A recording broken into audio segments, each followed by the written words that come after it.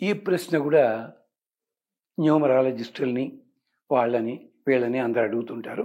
వాళ్ళు పాపం చాలా అందంగా 3 పేజీల మెటీరియల్ చెప్తుంటారు. వాహనాలు ఎప్పుడు కొనుక్కోవాలి, కొనుక్కున్న తర్వాత ఎప్పుడు ఉపయోగానికి తెచ్చుకోవాలి, దీనికి ఎక్కడెక్కడికో వెళ్ళక్కర్లేదండి. మీరు పంచాంగం తీస్తే శుభముహూర్తాలని చాప్టర్ ఉంటుంది. దాంట్లో చూడండి, నూతన వ్యాపారములు వాహనములు అని ఉంటుంది అక్కడ. కానీ మీకు అందరికి ఇబ్బంది ఏమిటి? నక్షత్రాలు చూడాలండి, యోగాలు చూడాలండి, మాకు డేట్ ఆఫ్ బర్తే సరిగ్గా లేదు, నక్షత్రం ఎక్కడ ఉంటుందండి, ఇలాంటివి ఉంటాయి. బాబు, దానికోసమే పెద్దలు అందమైన పద్ధతి చెప్పారు.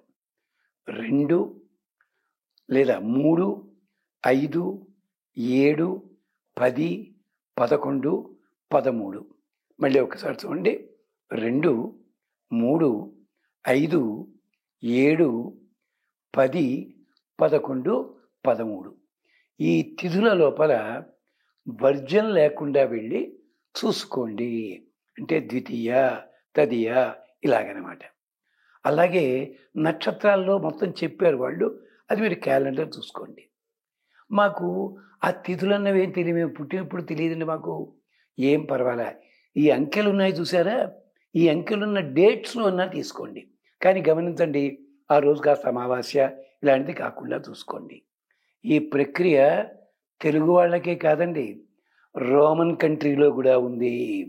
ఇవాళ మనం ఇంగ్లీష్లో హారోస్కోప్ అంటున్నాం. ఇది ఎక్కడ పదమో తెలుసా అండి? సంస్కృతంలో హోరా అంటారు. ఇది హోరా, అది కాస్త అక్కడికి వెళ్ళి హారో అయ్యింది. అది వీలంత స్కోప్, హారు. 100కి 90 ఇలాంటి పదాలన్నీ కూడా ఇంగ్లీషు మాటల్లో చెప్తే మీకు నమ్మకం ఎక్కువ. వీటన్నిటికీ కూడా సంస్కృతమే ఆధారము. ఇలా చేయండి. చేసి దేవాలయంలో చక్కగా పూజ చేయండి.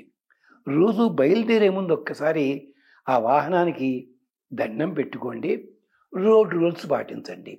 ఒక్క నిమిషం టైం పెట్టుకుని ఆపదాం అపహర్తారం దాతారం సర్వసంపదాం లోకాభిరామం శ్రీరామం భూయో భూయో నమామ్యం. ఎంత హాయిగా ఉందండి శ్లోకం. ఒత్తులు లేవు, శేషాసాలు లేవు, తప్పుదోత బాధ లేదు. అది చదువుకోండి. వెళ్లే ముందు 3 సార్లు, వచ్చి లోపల పెట్టే ముందు 3 సార్లు సరిపోతుంది. మీకు ఏ ప్రమాదము జరగదు, క్షేమం కలుగుతుంది. స్వస్తి.